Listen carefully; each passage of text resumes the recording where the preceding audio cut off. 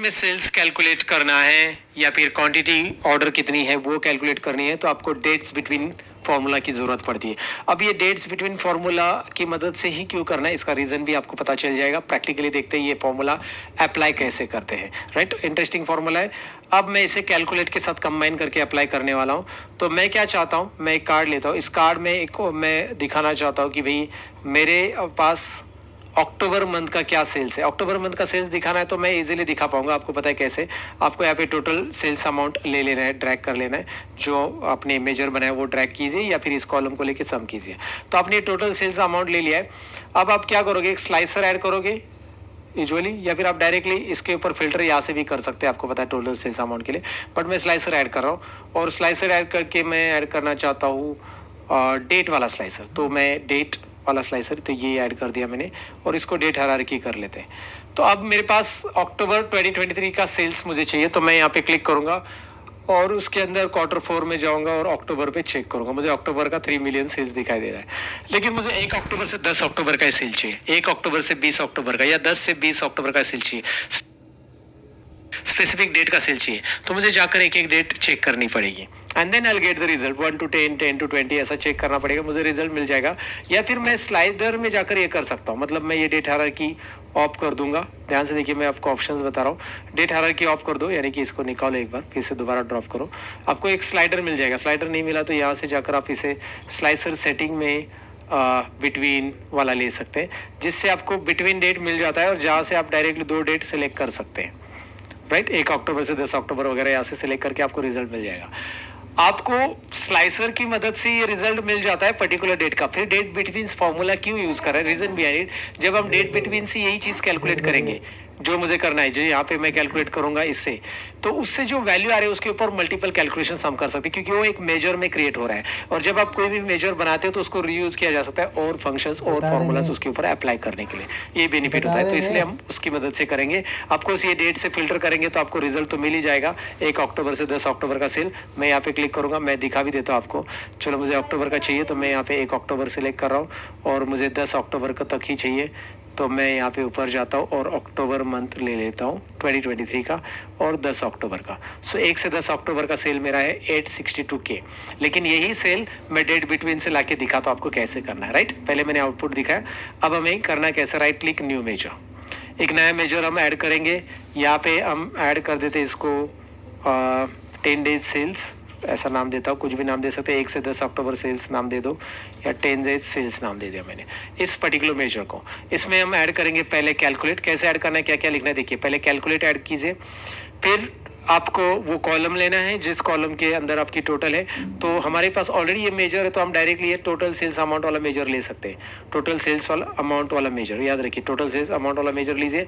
या फिर इसको लेके तो सम यूज करेंगे। आप क्या करोगे, सम और वो कॉलम लेके, अगर आपके पास टोटल सेल्स मेजर वाला ये नहीं है तो आप ये तरीका यूज कर सकते हैं। ये तो आपको पहले ही मैंने बताया, लेकिन हमारे पास टोटल सेल्स अमाउंट का एक ऑलरेडी है कैलकुलेशन, तो वो लेते रीयूज करते उस मेजर को।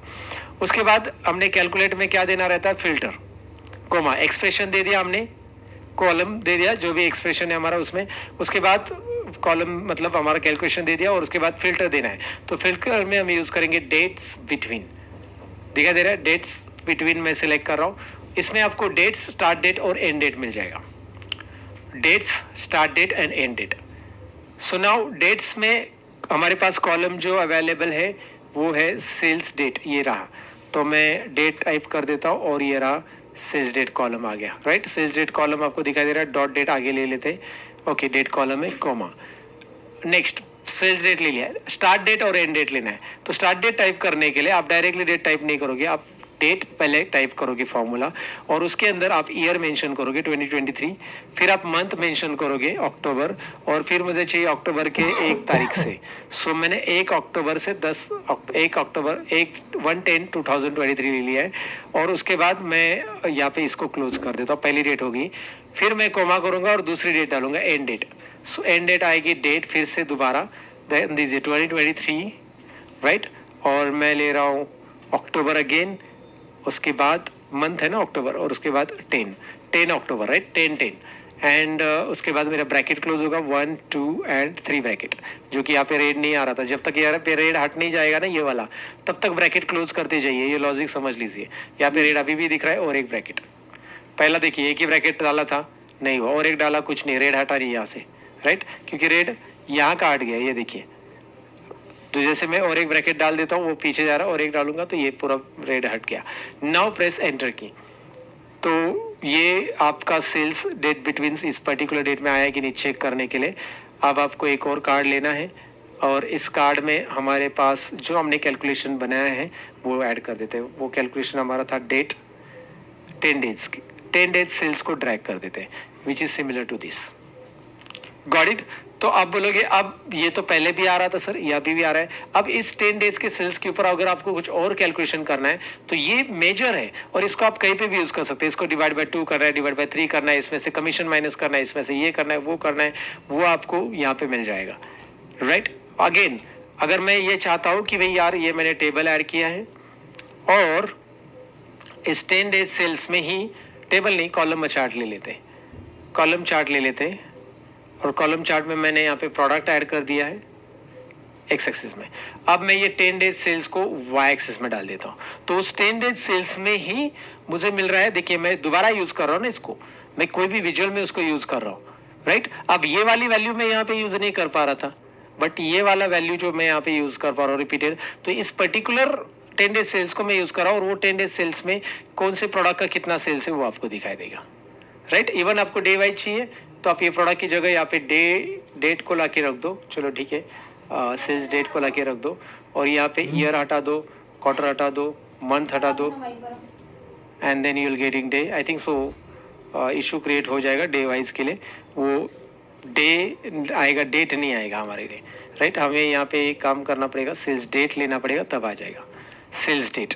इसको हायरार्की नहीं तैयार करनी पड़ेगी, इसको सेल्स डेट ही चाहिए, तो कौन से दिन का कितना सेल्स है यहाँ पे दिखाई देगा, क्लियर है। तो ये इंडिविजुअल डे वाइज, क्योंकि हमने ये वाला जो 10 डेज का है उसको यूज किया एज अ वाई एक्सिस, तो एक पर्टिकुलर किया मेजर हम मल्टीपल टाइम्स यूज करते हैं, रिपीटेड यूज करते हैं, and that is the benefit of this. Date between से हमने यूज किया, कैलकुलेट फंक्शन से यूज किया, यहाँ पे किस तरह से यूज करना है डेफिनेटली आपको ये क्लियर हो चुका होगा। इस लेसन में ये डैक्स फॉर्मूला की प्रैक्टिस कीजिए, I want you to practice on this, next practice on this.